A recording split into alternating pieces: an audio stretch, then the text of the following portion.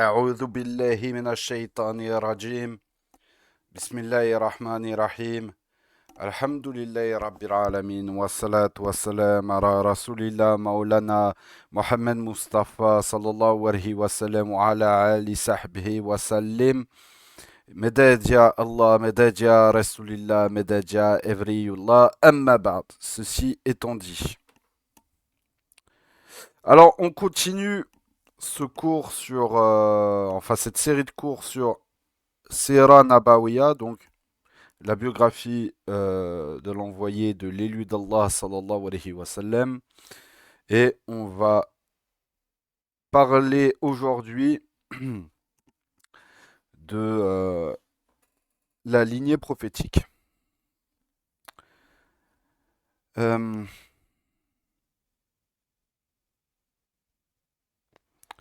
donc alors, on va commencer en fait avec le livre, donc le livre principal sur lequel on va se baser, donc c'est-à-dire la Sira du prophète du docteur Yasser Kadhi, et on va compléter sur certains aspects avec le nectar cacheté, donc Ar-Rahiq al-Makhtoum du Shir al-Mubarak Fouri. Donc alors, pour ce qui est de la lignée prophétique, donc du nasab du prophète Mohammed alayhi salatu wassalam, le docteur Yasser Kadhi nous dit ceci. Donc, il n'existe aucune information authentique sur la généalogie du prophète sallallahu alayhi wa sallam entre Edem et Ismaïl alayhi salam. Alayhim salam. Il existe une poignée d'opinions sur la lignée entre Ismaïl et Adnan, mais aucune d'entre elles ne dispose de sources authentiques. Pour étayer ces affirmations, l'archéologie moderne affirme que l'Homo sapiens existe depuis au moins des dizaines de milliers d'années, et des preuves spécifiques et des preuves scientifiques crédibles suggèrent même qu'il pourrait s'agir de plus de 100 000 ans. En tant que musulmans, nous n'avons pas à rejeter ces affirmations, car rien dans nos textes ne soutient le contraire. Un hadith affirme qu'Allah créa les enfants d'Edem et qu'Edem vit une lumière brillante parmi ses enfants. Qui est-ce, ô Allah demanda-t-il. C'est ton fils Daoud qui vivra vers la fin des temps. Ainsi, on considère que Daoud, alayhi salam, qui vécut près de 2 millénaires avant l'époque de Mohammed, sallallahu alayhi wa sallam, a vécu vers la fin des temps. L'on peut raisonnablement supposer que l'humanité existe depuis bien plus longtemps que quelques milliers d'années. Donc, la lignée du prophète Mohammed sallallahu alayhi wa sallam jusqu'à Adnan est en revanche très bien documentée et ne fait l'objet d'aucune controverse. Elle présente ainsi Mohammed ibn Abdullah, Mohammed ibn Abdullah ibn Abd al-Muttalib ibn Hashim ibn Abd Manaf ibn Qusay ibn Qilab ibn Murah ibn Qarb ibn Lu'ay ibn Ralib ibn Fir ibn Malik ibn Nadr ibn Kinana ibn Khuzayma ibn Mudrikah ibn Ilyas ibn Mudar ibn Nizar ibn Mad ibn Adnan. Donc le prophète sallallahu alayhi wa sallam a affirmé à ce sujet: Allah a choisi Kinana parmi tous les descendants d'Ismaïl alayhi salam et a choisi les Qurayshi parmi les descendants de Kinana, et il a choisi les Banu Hashim parmi les Qurayshi, et il m'a choisi parmi les Banu Hashim. Donc la lignée du prophète sallallahu alayhi wa sallam est donc la plus noble qui soit. Et donc je vais vous afficher, je vais afficher le ah, je vais afficher. Pourquoi est-ce que ça n'y est pas? Ok. Hop. Donc voilà. Donc, donc là, le nasab, donc, il n'y a aucune certitude entre Nabi Adam et Nabi Ibrahim. Il y a une certitude. Salam alaikum. Alors attends, je vais streamer. Salam alaikum. Tac, tac. Hop là. Donc là, on est à la lignée et à la famille du prophète Mohammed alayhi salatu wassalam. Donc juste avant que tu arrives, on a vu que entre Nabi Adam alayhi salam et Nabi Ibrahim alayhi salam, il n'y a aucune certitude quant, quant au lignage. Généralement, les sources qui parlent du nasab, donc de la lignée entre Nabi Adam alayhi salam et Nabi Ibrahim alayhi salam, euh, c'est souvent des sources qui viennent des Israéliyettes. Donc on ne peut pas les rejeter en bloc comme on ne peut pas non plus comme on ne peut pas non plus les affirmer avec certitude. On est sûr que Nabi Ibrahim est le père de Nabi Ismaïl, alayhi salam, et par contre entre Nabi Ismaïl, alayhi salam, et Adnan, pareil, il y a plusieurs sources, qui complètement différentes qui font qu'on ne peut pas admettre avec certitude le lignage entre Nabi Ismaïl et Adnan, l'ancêtre le plus direct, le plus lointain de Sayyiduna Mohammed Mustafa sallallahu alayhi wa sallam. Donc, Nabi Ismaïl est un lointain ancêtre de Adnan qui descend de Ma'ad, qui a ensuite enfanté Nidar, puis Mudar, puis Ilyas, puis Mudrikeh, puis Khuzayma, puis Kinana, puis Nad, puis Merik, puis Fir, puis Ghalib, puis Louay, puis Kab, puis Moura, et puis Kileb. Et ensuite de Kileb vient les deux branches de la famille, les deux branches qui rassembleront les parents de Sayyiduna Mohammed Mustafa sallallahu alayhi wa sallam. Donc de Kilab vient le clan des Banu Zahara, qui est un autre qui est une branche qui rejoindra les Abdou Manaf par la branche des Banu Zahara, puis la branche des Banu Wahb, et c'est des Banu Wahb que naîtra Amina, la mère du prophète Mohammed alayhi salatu wassalam. Et donc, pareil, de Kilab descendra la branche des Qusay, qui donnera la branche des Abdou Manaf, et de la branche des Abdi Manaf viendra la branche des Banu Hashim, qui donnera Abd al-Muttalib et Abdullah, le père et le grand-père du prophète Mohammed alayhi salatu wassalam. Donc voilà un petit peu. Et le prophète Mohammed alayhi salatu wassalam, donc je reprends le hadith qui est rapporté par Muslim dans son Sahih. Il dit que Allah a choisi Kinana parmi tous les descendants d'Ismaïl, et il a choisi les Qurayshi parmi les descendants de Kinana, et il a choisi les Banu Hashim parmi les Qurayshi, et il m'a choisi parmi les Banu Hashim.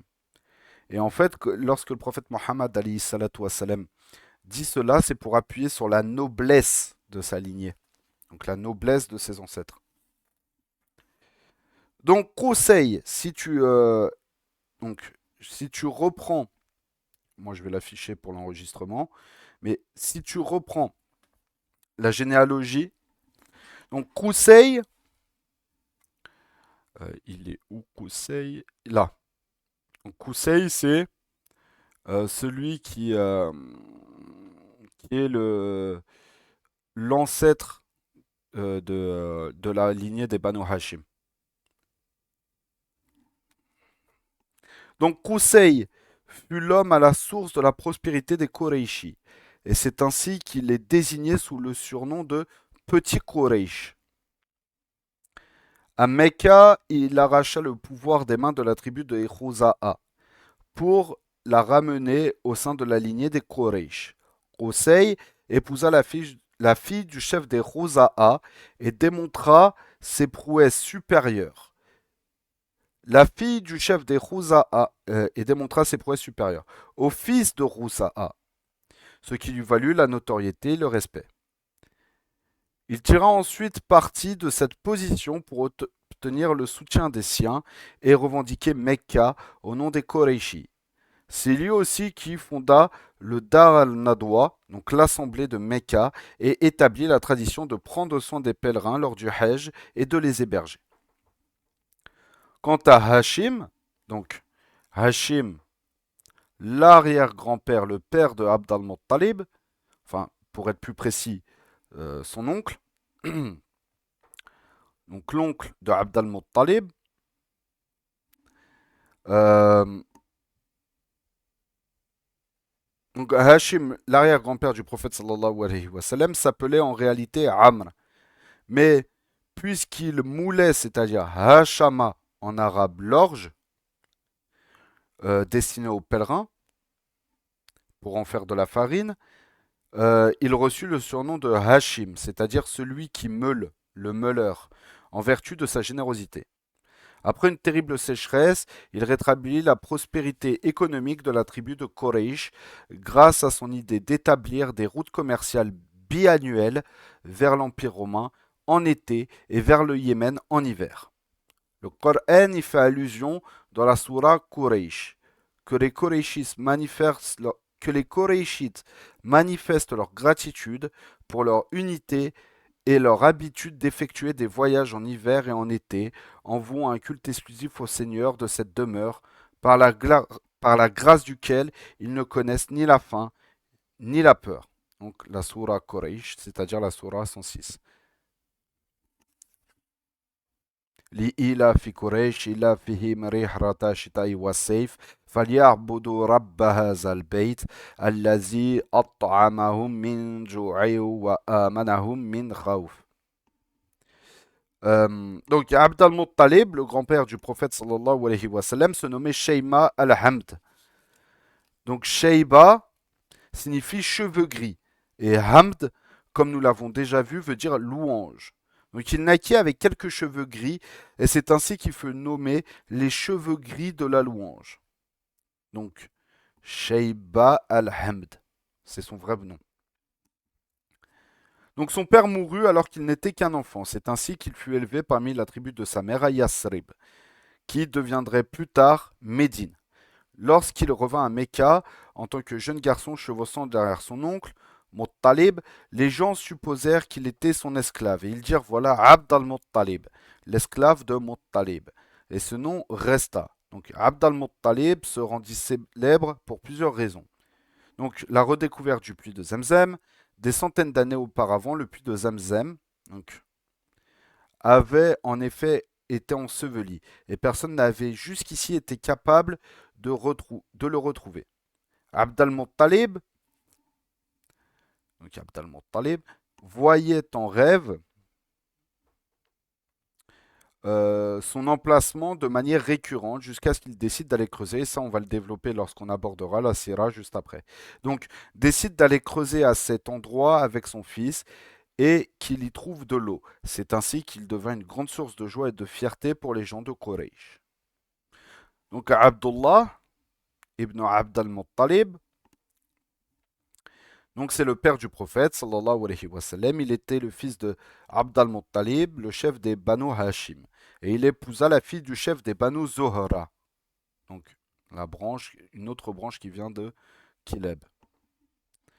Donc des Banu Zohra, Amina, fille de Wahab.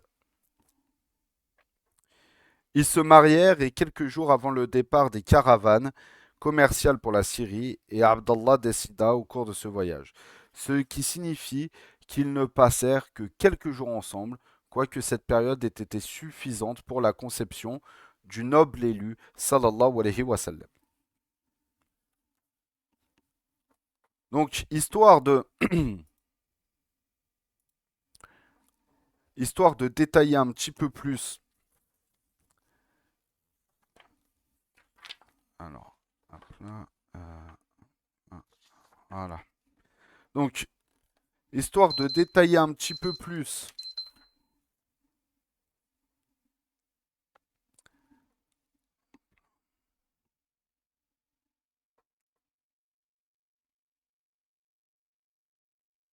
Juste deux petites secondes.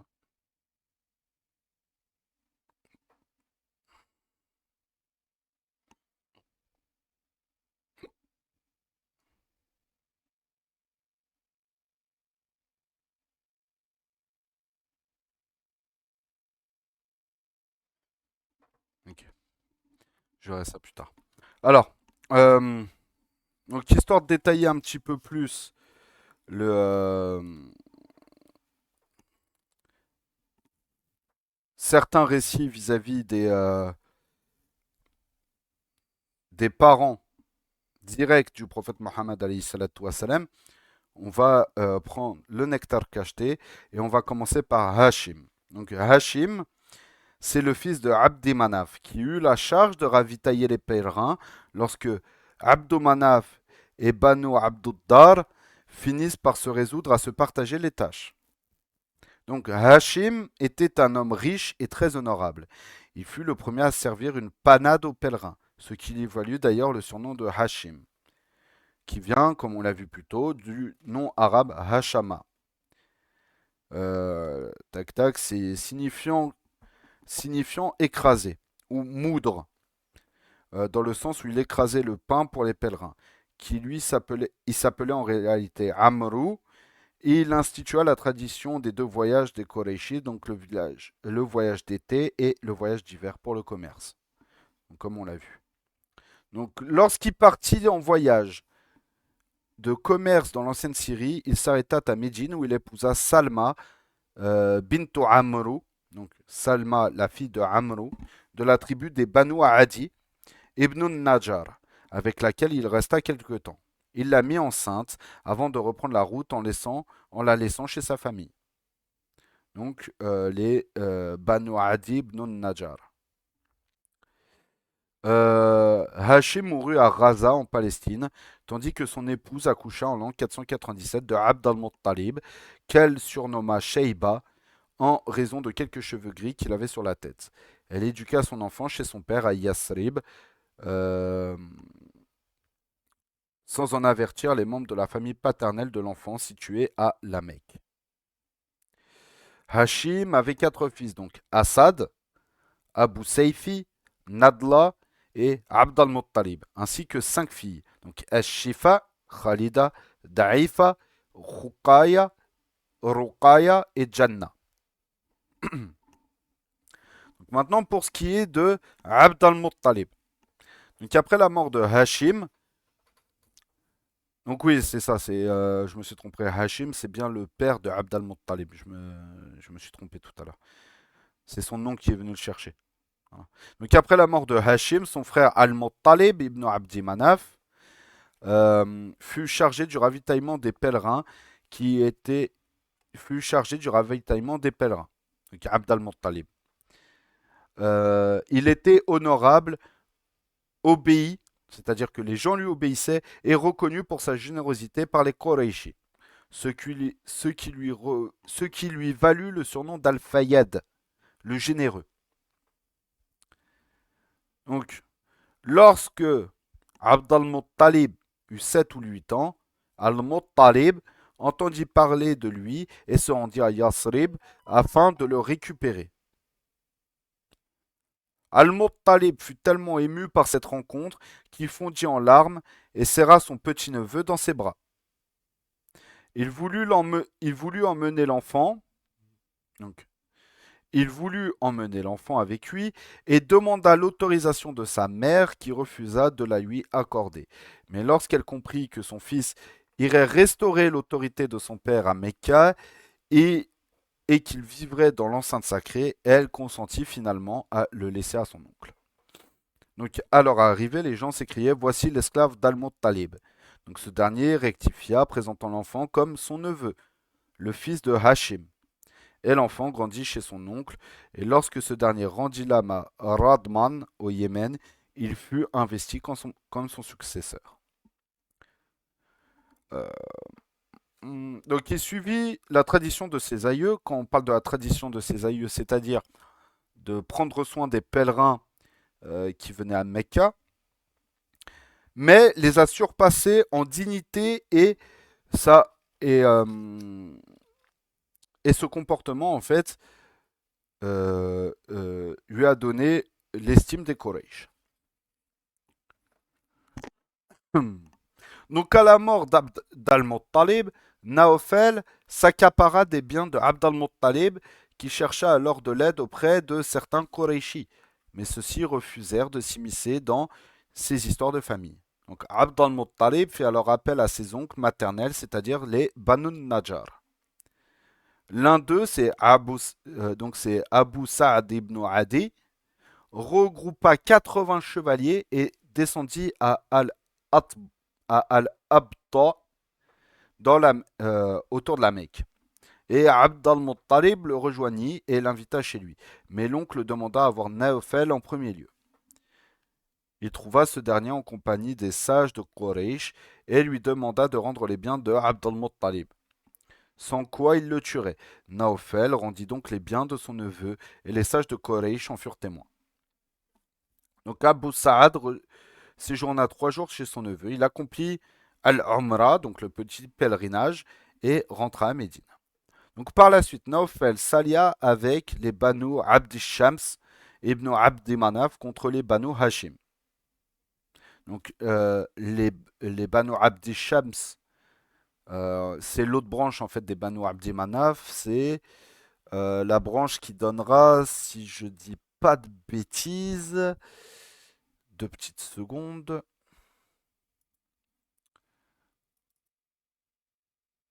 Non, c'est pas ça. Euh, voilà, c'est ça. Donc, tac tac. Alors que je retrouve la page. Voilà. Donc, hum, hum, hum, hum. donc, donc de Quraysh, on a Abdi Manaf qui a donné les deux principales branches.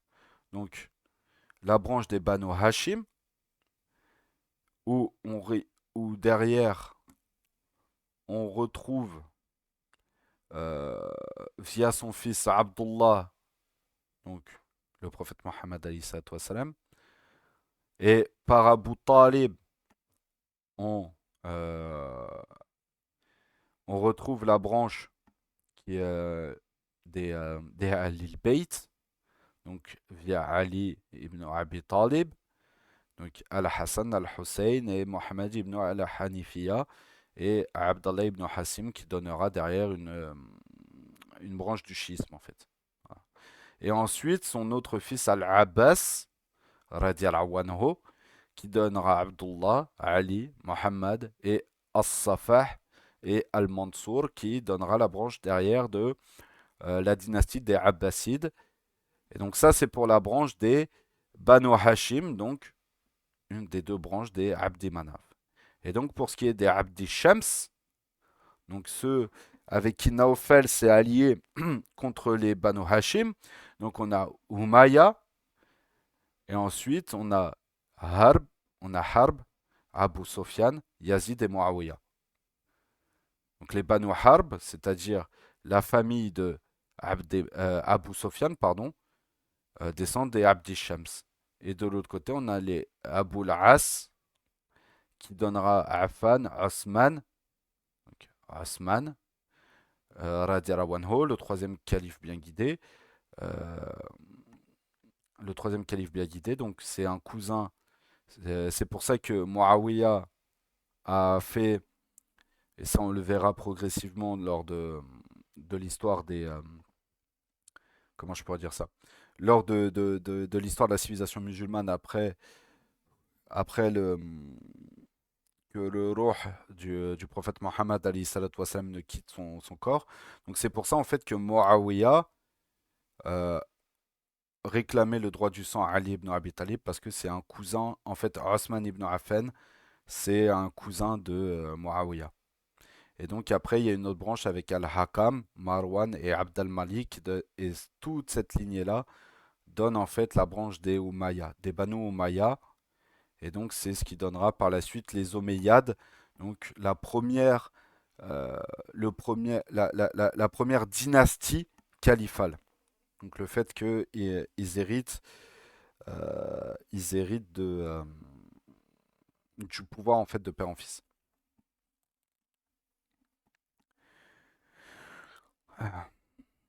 Donc, mais lorsque les Roséites virent le soutien des Banu Najjar à Abd al-Muttalib, ils dirent: c'est notre fils tout autant que le vôtre. Nous n'avons pas plus de droit que vous de le soutenir. La mère des Abdi Manaf était en effet des leurs. Ils décidèrent donc d'aller à Dar an-Nadwa afin de conclure avec les Banu Hashim et contre Naofel et les Banu Abdi Shams, une alliance qui sera plus tard à l'origine de la conquête de la Mecque. Donc Abd al-Muttalib a participé à deux événements importants, la découverte du puits de Zamzam et la bataille de l'éléphant. Donc, Waqa'atul Fil, donc la conquête de l'éléphant. Donc concernant Zamzam, il reçut en rêve l'ordre de creuser à un emplacement précis, ce qu'il fit et il découvrit des biens qu'avaient laissés les Jurhum, donc les Banu Jurhum, ceux qui ont accueilli et protégé euh, Saïd, attends, Saïdata, euh, notre mère Hajar, donc la seconde épouse de Sayyiduna Ibrahim alayhi salam, et donc la mère de Sayyiduna Ismaël alayhi salam. Donc lorsqu'ils avaient dû quitter la Mecque, ils trouvaient ainsi des épées, des boucliers, deux gazelles en or. Avec les épées, il fabriqua une porte pour la Kaaba qu'il décora d'or après avoir fait fondre les gazelles. Puis il instaura la tradition de l'approvisionnement en eau des pèlerins à partir de Zemzem. Dès que l'eau commença à jaillir du puits de Zemzem, les Koreishis demandèrent à être associés à Abd al-Muttalib pour cette tâche, chose qu'il refusa. Et ce qu'il faut savoir, c'est que lorsqu'on dit qu'il a vu en rêve, c'est que c'était un rêve en fait qu'il a fait plusieurs jours d'affilée. Et dans ce rêve, en gros, il lui expliquait, si je me souviens bien, euh, en gros, lorsque tu verras du sang se faire aspirer par le sable et les oiseaux de proie, en gros, ici, ce qu'il voulait être dit, c'était les corbeaux. Euh, les corbeaux, venir grignoter et gratter à cet endroit, c'est ici que tu trouveras Zamzam. Et en fait, il s'avère que, et voir aussi, et si je me souviens bien, il y a aussi une histoire avec des fourmis, mais je ne sais plus exactement. Mais en gros, en fait, il voit des fourmis marcher en fait en rang, comme peuvent faire les fourmis. Et donc, il a suivi les fourmis. Je ne sais plus si c'est des fourmis ou d'autres insectes, mais je crois que c'est des fourmis. Et du coup, il suivait les fourmis. Et là, il vit en fait un endroit en fait un petit peu écarté de la Kaaba, mais pas complètement en fait éloigné, où en fait ils entassaient tous les euh, tous les restes en fait d'animaux qui étaient, tu sais, les corps des animaux qui étaient sacrifiés pour les idoles.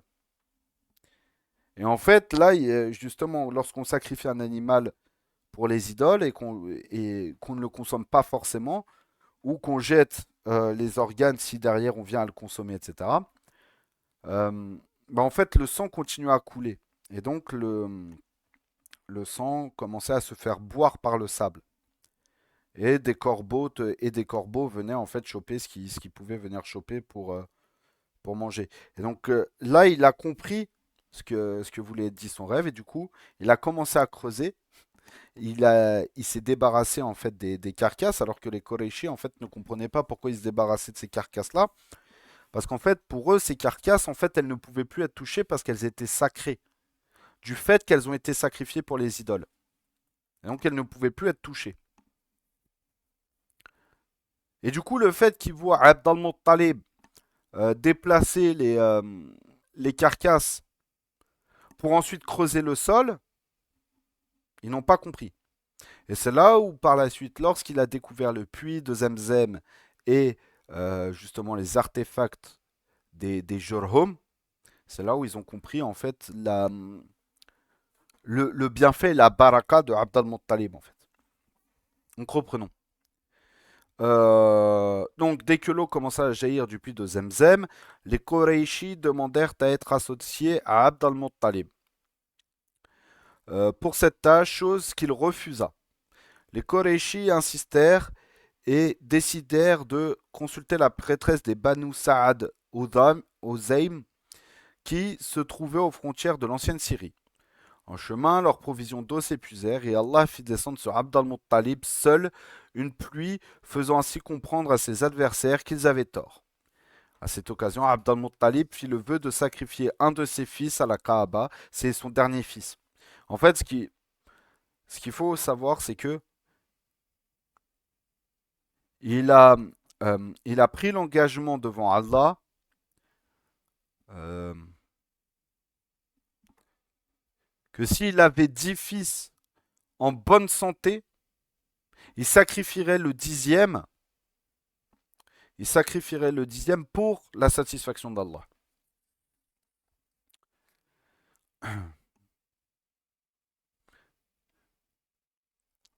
Euh, et donc, si Allah lui donnait 10 fils en âge de se défendre. Donc voilà, c'est ce qu'on vient de voir.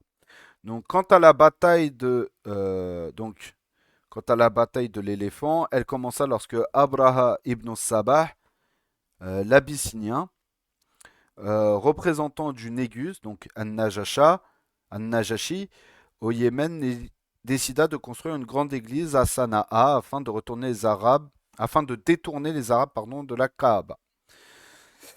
Un membre des Bani Kinana apprit cela et se rendit de nuit dans cette église qu'il souilla de ses excréments, provoquant ainsi l'intense colère d'Abraha.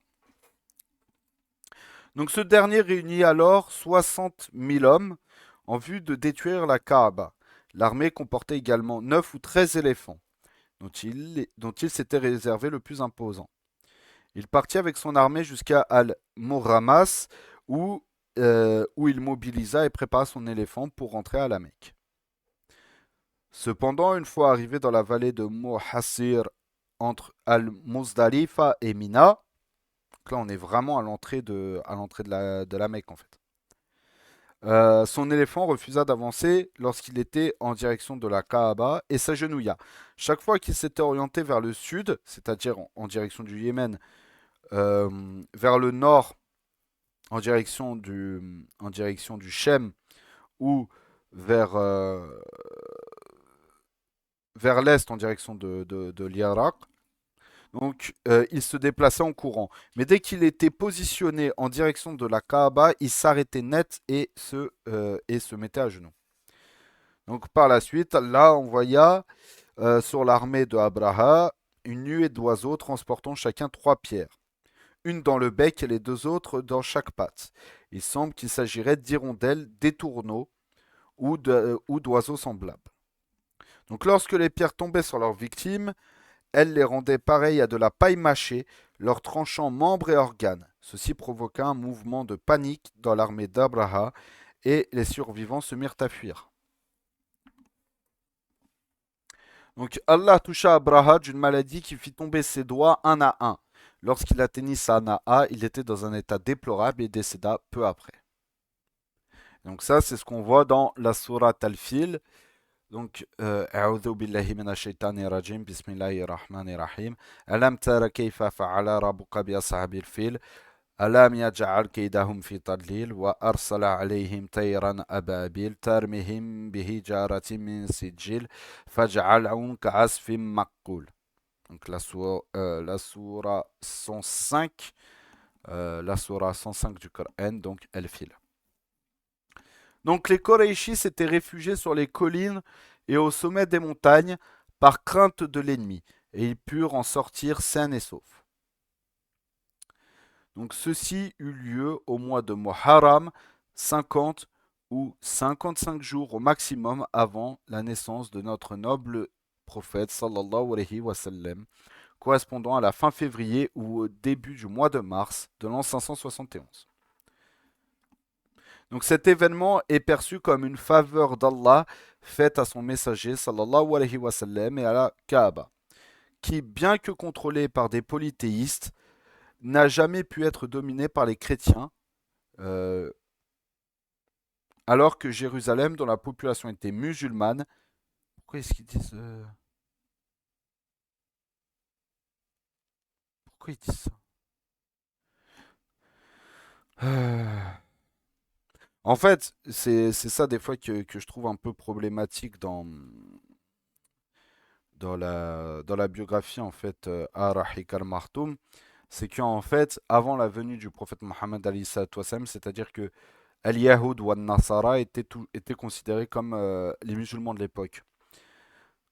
Sauf que c'est beaucoup plus problématique que ça parce qu'il y avait déjà eu plusieurs conciles dans l'église chrétienne qui se sont écartés potentiellement à la Wa'alem, mais des enseignements de Isa alayhi salam.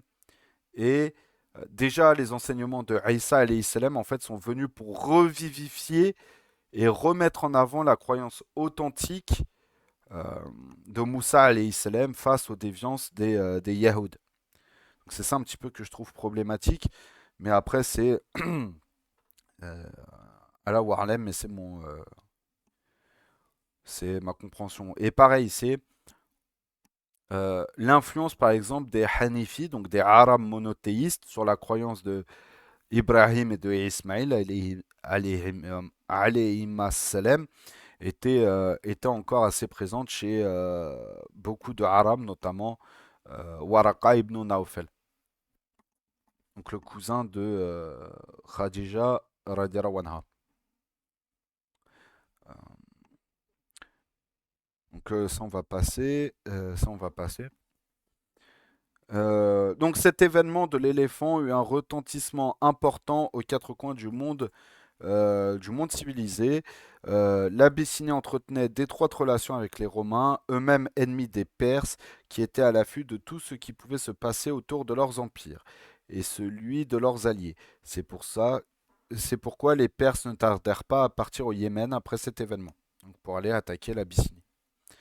L'Empire perse et l'Empire romain représentaient à l'époque le monde civilisé. La bataille de l'éléphant attira l'attention du monde sur la Kaaba et son caractère sacré auprès d'Allah Azzawajal. Donc si l'un des habitants de la ville venait à se présenter comme prophète, il sera alors crédible au vu du soutien d'Allah à la Kaaba. Ce qui expliquerait pourquoi Allah Azzawajal avait soutenu les polythéistes de la Mecque contre les chrétiens. Allah wa alem. Abd al-Muttalib avait 10 fils, donc Al-Harith, Az-Zubair, Abu Talib, Abdullah, Hamza, Abu Lahab, Al-Ghaydaq, Al-Muqawim, Dihrar et Al-Abbas. Certains y ajoutent un onzième euh, qui serait nommé Qutham, tandis que d'autres y ajoutent un certain Abdul Kaaba et Hajr. Et encore d'autres disent que c'est Abdul Kaaba, que d'autres disent que Abdul Kaaba est en fait Al-Muqawim et que Hajr est Al-Raydaq.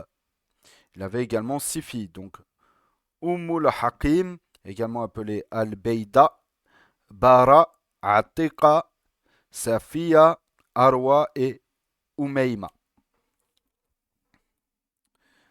Donc maintenant pour ce qui est du père de Abdullah sallallahu alayhi wa sallam. Donc c'est le père du noble élu sallallahu alayhi wa sallam. Donc sa mère c'était Fatima bint Amru, Ibn Adi, Ibn Imran, Ibn Makhzoum, Ibn Yukazha, Ibn Moura.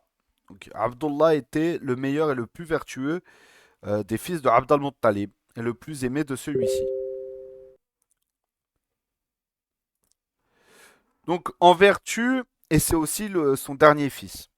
Donc en vertu du sermon qu'il a prononcé quelques années plus tôt lors du miracle de, euh, de la découverte du puits de Zamzam. Euh, donc par rapport à ce serment qui consistait à sacrifier son dernier fils si Allah venait à lui accorder 10 fils en âge de se défendre, Abdullah était donc le fils à sacrifier. En effet, après avoir mis les noms de ses fils sous le signe de l'idole Hubal, le nom de Abdullah est sorti.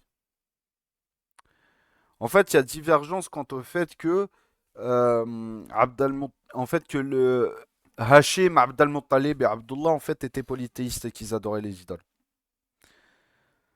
Beaucoup de ulama en fait se refusent à croire que euh, les parents et notamment euh, sa lignée parentale du grand-père, euh, du grand-père, de l'arrière-grand-père au prophète Mohammed alayhi salatu wassalam par le père, donc Abdullah, Abd al-Muttalib et Hashim. En fait, beaucoup de ulama disent qu'il était, en fait, que les récits qui disaient que il sacrifiait pour les idoles, qui vénérait les idoles, qui demandait protection des idoles, etc., étaient plus que daïf en fait.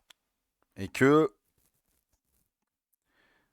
pour ce qui est, comme on va le voir, des prêtresses et des prêtresses de la divination, etc., eux, en fait, suivaient le mouvement, mais ils ne faisaient pas directement les demandes. En fait, c'était des gens qui étaient beaucoup de ulama disent que c'est pas en direct de Hashim jusqu'à son père Abdullah. En fait, c'était des Hanifis. Donc Hanifi qui étaient sur la croyance monothéiste de Ibrahim alayhi salam.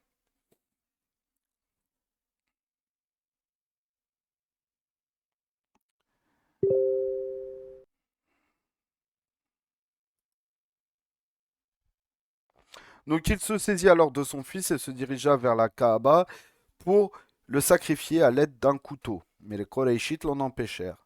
Parmi eux, ses oncles du clan des Bani Makhzoum et son frère Abu Talib. Se demandant comment expier son vœu, on conseilla à Abd al-Muttalib d'aller consulter une prêtresse, ce qu'il fit. Elle lui demanda de tirer au sort entre Abdullah et 10 chameaux, et d'ajouter encore 10 chameaux si le nom de Abdullah venait à sortir. Donc chaque fois que le sort désignait Abdullah, jusqu'à ce que Abdul Muttalib, donc chaque fois le sort désignait Abdullah, donc c'est-à-dire il tirait au sort, et le nom en commençant par 10 chameaux, donc le nom Abdullah est sorti. Il a recommencé à tirer en mettant 20 chameaux. Abdullah est encore sorti, etc. etc. Donc, donc, chaque fois le sort désignait Abdullah jusqu'à ce que Abd al-Muttalib soit parvenu au nombre de 100 chameaux. Et le sort désigna les chameaux. Donc il sacrifia alors les 100 chameaux, abandonnant ensuite leurs dépouilles à qui voudrait s'en servir. Donc il a uniquement sacrifié les chameaux sans récupérer ni la viande, ni la peau, ni rien du tout. Et il a laissé ça, en fait, il l'a laissé, comme on pourrait dire, en aumône. Donc alors, depuis ce jour, le prix du sang chez les Arabes était de 10. Donc jusqu'à ce jour-là, en fait, le prix du sang chez les Arabes, donc c'est-à-dire le prix à payer lorsqu'il y a un meurtre et qu'on ne veut pas en fait rentrer en guerre avec cette personne ou ce clan. Donc c'est-à-dire si quelqu'un d'un clan tue quelqu'un d'autre injustement et que le clan ou la famille euh, de ceux qui l'ont tué euh, veulent se contenter en fait d'argent, veulent se contenter en fait d'argent plutôt que de prendre la vie de la personne. Du coup, avant ce jour-là, le prix à payer était de 10 chameaux. Depuis en fait, euh, donc depuis ce jour-là, donc le changement, euh, on va dire le tirage au sort pour sauver Abdullah, et ben le prix du sang chez les Arabes en fait s'est généralisé à 100 chameaux. Et ensuite, le prix du sang de 100 chameaux en fait est resté après au niveau de l'islam. Donc en fait, c'est-à-dire que l'islam a perpétué le nombre de 100 chameaux ou l'équivalent du prix de 100 chameaux pour le prix du sang en fait dans la charia. Donc il est rapporté que le prophète sallallahu alayhi wa sallam a dit je suis le fils des deux sacrifiés. Et donc ça c'est rapporté chez un-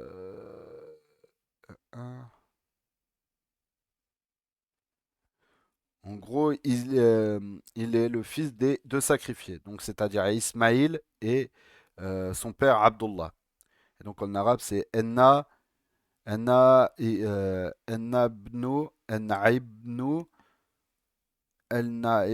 zabihain.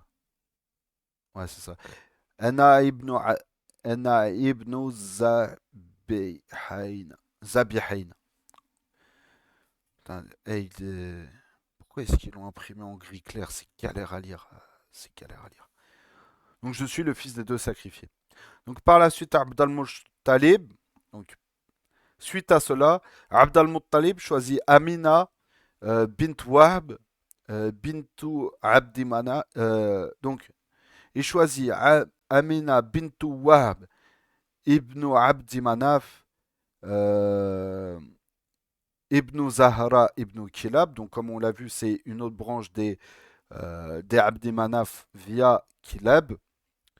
Donc c'est considéré comme donc Amina est considérée comme la femme koraïchite ayant la meilleure généalogie, donc le meilleur rang social, et qui plus est était la fille d'un maître des Banu Zahara par sa généalogie et sa noblesse. Donc c'est-à-dire que là on a marié, là en fait on a marié les deux enfants issus de nobles lignées. Donc Abdullah épousa ainsi Amina et ils résidèrent à la Mecque. Peu après il mourut alors que son père l'avait envoyé chercher des dattes à Médine. D'autres disent qu'il avait entrepris un voyage commercial vers l'ancienne Syrie et qu'à son retour il tomba malade et dut s'arrêter à Médine où il décéda. Donc Abdullah fut enterré à Dar al-Nabira al-Ja'adi alors qu'il n'avait que 25 ans. Selon la majorité des historiens, il rendit l'âme avant la naissance du prophète sallallahu alayhi wa sallam, tandis que d'autres datent sa mort à 2 mois après la naissance de l'envoyé d'Allah sallallahu alayhi wa sallam. Lorsque Amina apprit le décès de son époux, elle prononça une éloge funèbre très poignant. Abdullah ne laissa à sa mort que 5 chameaux, un troupeau de moutons et une esclave abyssinienne nommée Baraka ou Ayman, qui deviendra ensuite la nourrice du prophète Mohammed sallallahu alayhi wa sallam. Donc voilà pour ce qui est voilà pour ce qui est des parents, donc de la généalogie du prophète Mohammed alayhi salatu wa salam. Euh, mhm.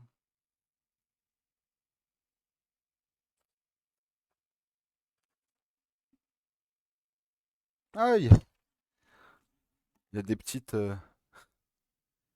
il y a des petites illustrations dans le livre de la Sira. Ouais, on a quoi? On a 5 minutes. Ouais, ça devrait le faire. Tac, tac, tac.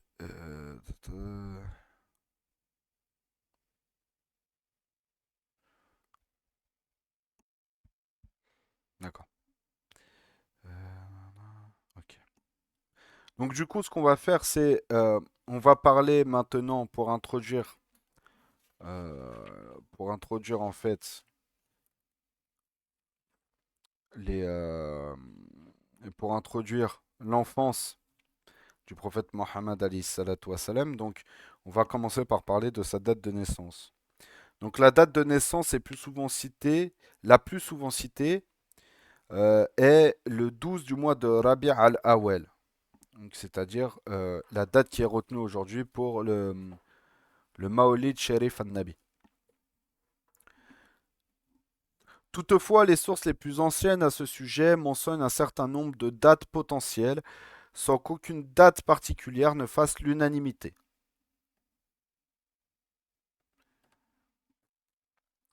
Lorsque quelqu'un lui demanda pourquoi il jeûnait le lundi, le prophète sallallahu alayhi wa sallam, c'est le jour où je suis né, et c'est le jour où la révélation m'est venue pour la première fois.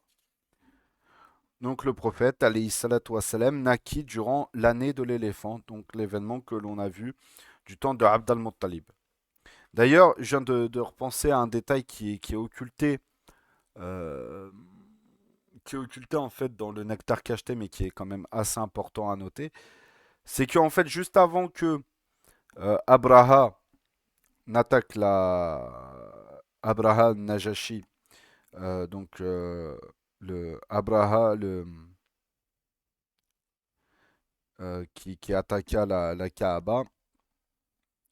En fait, avant qu'il l'attaque, il s'est positionné, comme on l'a vu, dans la vallée entre euh, Marwa et Muzdalifa. Euh, Mina et Muzdalifa, en fait. Il s'est posé dans ce secteur-là. Et, euh, et en fait, il a attendu en fait afin de négocier en fait avec les Koreishi euh, le paiement d'un tribut ou le fait de le laisser rentrer dans dans la Mecque en fait pour détruire la Kaaba sans que en fait sans qu'il n'y ait d'opposition, etc. Et donc même si pardon, même si en fait il n'y avait pas réellement dans l'organisation sociale et politique des Koreishi, il n'y avait pas réellement de leader au-dessus des autres, mais de par euh, de par le fait que tous les Koreishi aimaient Abd al-Muttalib, que c'était lui qui avait redécouvert le puits de Zemzem et de ses qualités, etc., c'est lui qui a été désigné pour représenter Quraysh de manière diplomatique lorsque c'est des gens de l'extérieur qui venaient à Quraysh. Et vu que c'est lui et les Banu Hashim qui s'occupaient en fait de, de prendre soin en fait des pèlerins. Du coup, euh,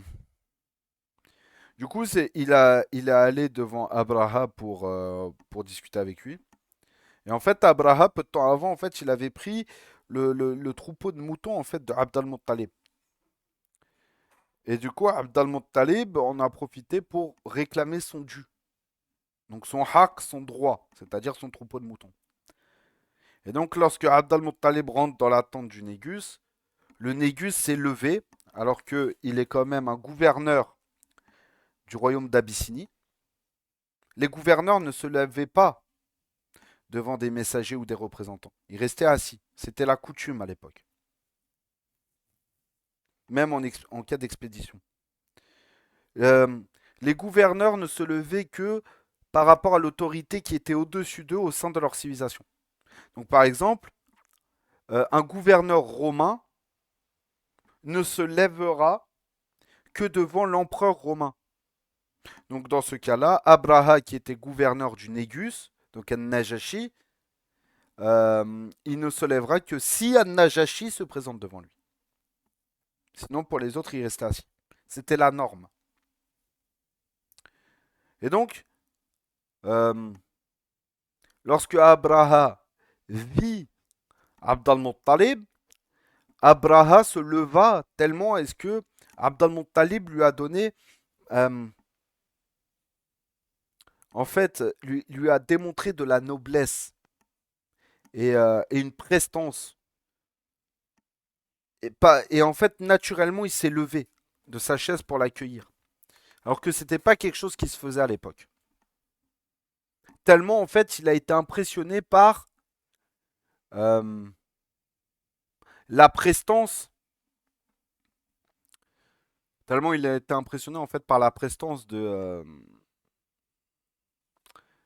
Abd al-Muttalib. Et, et ensuite, Abd al-Muttalib a réclamé son dû, donc son troupeau de moutons. Et là, en fait, Abraha euh, un peu tombe de haut en pensant qu'il viendrait pour essayer de négocier.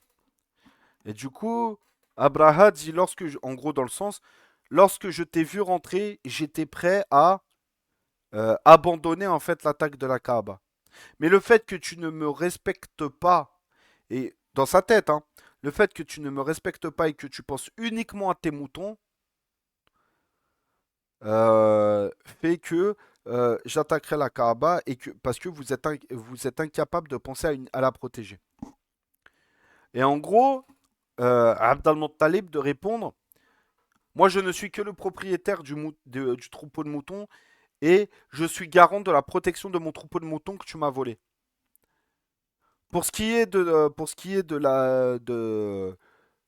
la noble Kaaba, elle a son maître qui le protège et qui s'occupe d'elle, en parlant d'Allah Azzawajal. Donc, juste lorsqu'on connaît ce récit-là, il est impossible de penser en fait que Abd al-Muttalib n'est à un seul instant sacrifié à adorer pour les idoles. Le seul sacrifice qu'il faisait, potentiellement, c'était pour le seigneur de la Kaaba. On l'a vu avec Abd al-Muttalib. Avec Abdullah, pardon. Euh, Donc revenons. Euh,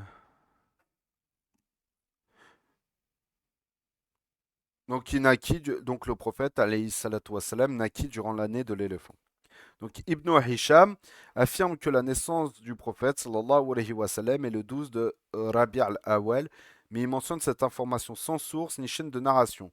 Et il convient de noter qu'il écrivait près de 200 ans après la naissance du prophète sallallahu alayhi wa sallam. Pour sa part, Ibn Sa'ad déclare que le prophète alayhi salatu wassalam, naquit un lundi. Certains affirment qu'il était né le 10 de Rabi' al-Awwal, d'autres disent qu'il est né le 2 de Rabi' al-Awwal, et Ibn Qasir, quant à lui, dit la majeure partie des érudits s'accordent pour dire que le prophète alayhi salatu wassalam, naquit au mois de Rabi' al-Awwal. Certains ont dit qu'il était né le 2. Cette opinion est mentionnée par Ibn Abd al-Barr dans Al-Istiab et Al-Waqidi, qui le rapport et le Waqidi le rapport d'Abu Mashar Najih ibn Abdurrahman as-Sindi al-Madani. Selon une autre opinion, il naquit le 8 de Rabi' al-Awwal et al-Humaydi rapporte cette opinion d'Ibn Hazm. Les imams Malik, Aqil, Yunus ibn Yazid et d'autres rapportent tous cette opinion d'après Mohammed ibn Jubair al-Muttim par le biais d'Az-Zuhri. Donc c'est le 8 qui est retenu comme étant, chez les Malikis en tout cas, comme étant le Maolid an-Nabi al-Sharif. Le Maolid al-Sharif an-Nabi. Euh, non, le Maolid an-Nabi al-Sharif. Je commence à fatiguer, excusez-moi. Euh, donc Mohammed ibn Jubair ibn Muttim par le biais d'Az-Zuhri. Donc ça c'est pour le 8. Donc Ibn Abd al-Barr ajoute que des historiens soutiennent cette date. En outre, les préservateurs du savoir, c'est-à-dire Mohammed ibn Moussa al-Khwarizmi, et pas al-Kharawarizmi, donc al-Khwarizmi, et Abu al-Khattab ibn Dihya, préféraient tous deux cette date. Ce dernier mentionnant dans At-Tanwir fi Maulid al-Bashir al-Nadir une troisième opinion qui veut qu'il soit né le 10 de Rabi' al-Awwal.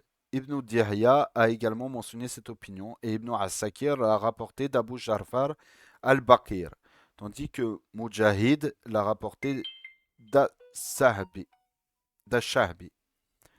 La quatrième opinion est qu'il soit né le 12 de Rabi' al-Awwal et il s'agit de l'opinion d'Ibn Ishaq. C'est l'opinion la plus populaire à notre époque et Allahu A'lam.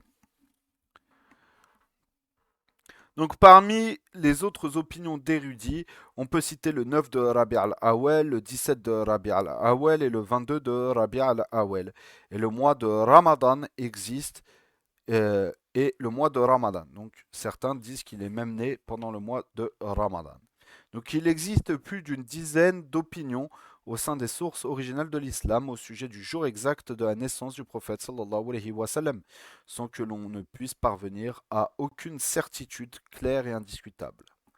Donc lorsque le prophète sallallahu alayhi wa sallam fut nommé Mohammed, un nom qui n'était pas très courant, les gens demandèrent à son grand-père Abd al-Muttalib la raison pour laquelle il avait choisi un nom aussi unique, ce à quoi il répondit euh,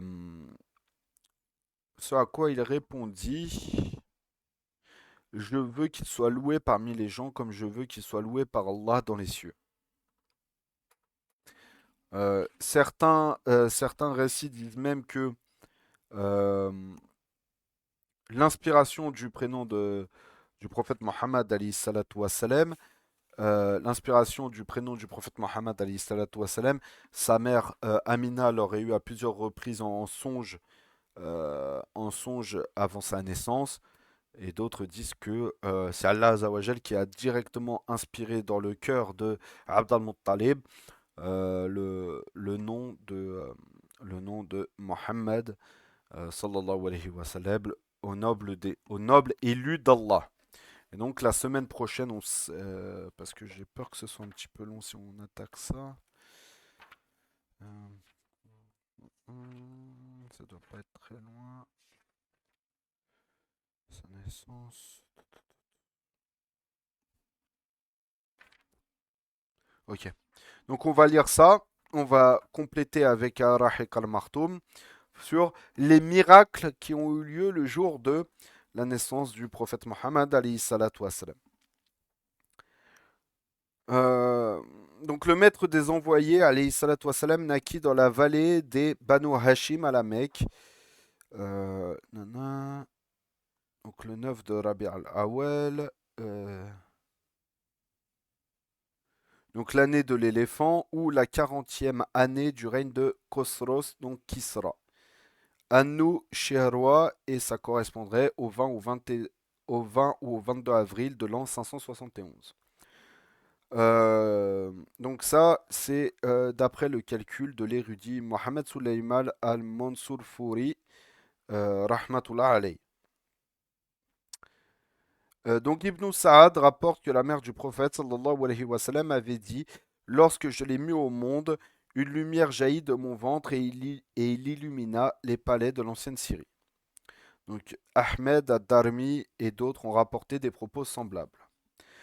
Donc on raconte aussi que certains signes de la mission prophétique apparurent lors de cette naissance, comme l'effondrement de 14 balcons du palais de Kisra, l'extinction du feu adoré par les mages, donc les Zoroastriens, l'effondrement des églises autour du lac Sawa, qui était asséché. Donc ça, c'est comme si vous vous rappelez, c'est le lac qui était autour du territoire des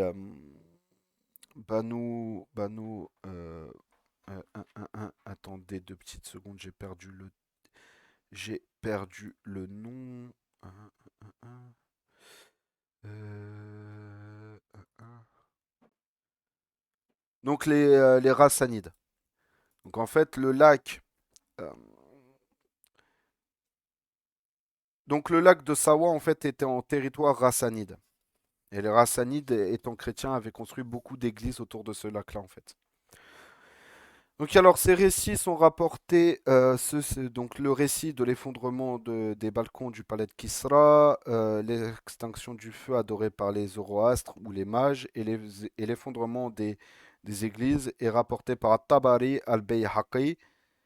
Euh, après son accouchement, Amina envoya quelqu'un annoncer à Abd al-Muttalib la naissance de son petit-fils. Il se déplaça alors, réjoui de cette nouvelle, emmena l'enfant à la Kaaba où il invoqua Allah et le remercia. Donc il le nomma Mohammed, sallallahu alayhi wa sallam, prénom peu connu des Arabes de l'époque, et le circoncis au 7e jour, comme le voulait la tradition arabe.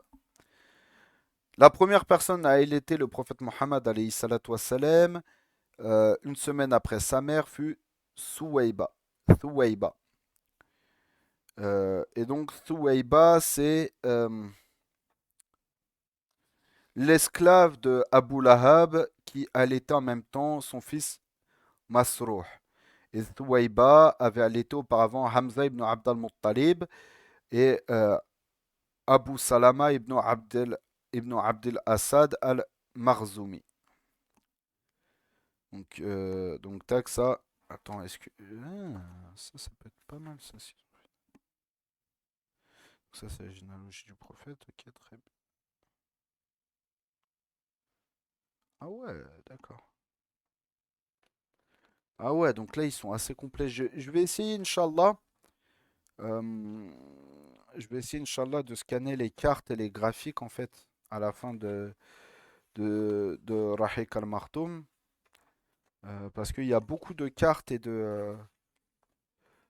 en fait, vraiment beaucoup de cartes et de graphiques, en fait, qui complètent assez bien la biographie. Inch'Allah, je vais regarder ça en détail, j'essaierai de vous envoyer ça.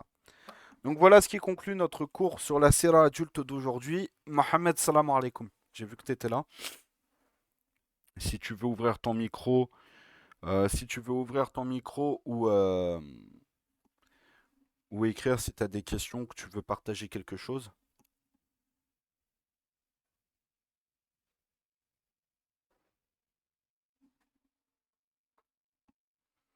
Sinon, si c'est tout bon, dis-moi.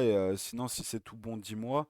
Et dans ces cas-là, et dans ces cas-là, bah, je conclus pour aujourd'hui. Donc, n'hésite pas à me dire.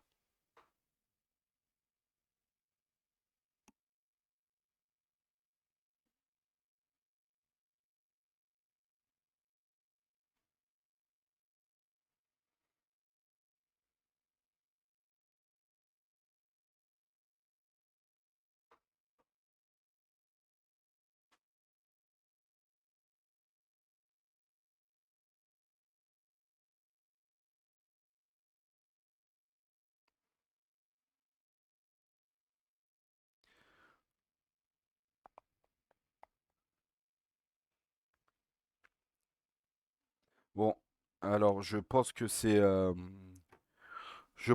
bon pour toi. Du coup, on va s'arrêter là, on va faire une petite pause et après on va reprendre avec la lecture de la Shifa, je pense. On va lire un petit peu de la Shifa après d'ici 15-20 minutes à peu près. Et du coup, euh, on lira à peu près jusqu'à 22h, 22h15 peut-être, la Shifa du Qadiriyyad, Inch'Allah. سبحانك اللهم وبحمدك أشهد أن لا إله إلا أنت أستغفر الله وأتوب إليك بسم الله الرحمن الرحيم والعصر إن الإنسان لفي خسر إلا الذين آمنوا وعملوا الصالحات وتواصوا بالحق وتواصوا بالصبر سبحان ربك بعزة ما يصفون وسلام على المرسلين والحمد لله رب العالمين الفاتحة